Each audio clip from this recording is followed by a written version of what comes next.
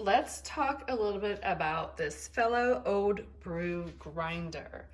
This is probably the last grinder that you will ever need. It comes with a brush to help you with any sort of cleanup. It has, it says from like 1 to 11 with multiple numbers in between on grind levels that you can choose from going to fine to a little bit more coarse. You end up putting your coffee beans in the top right here and just close it up, and then you will start your grinding.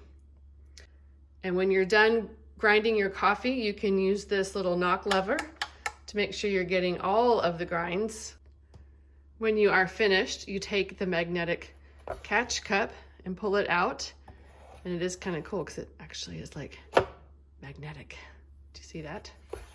Let's see that again.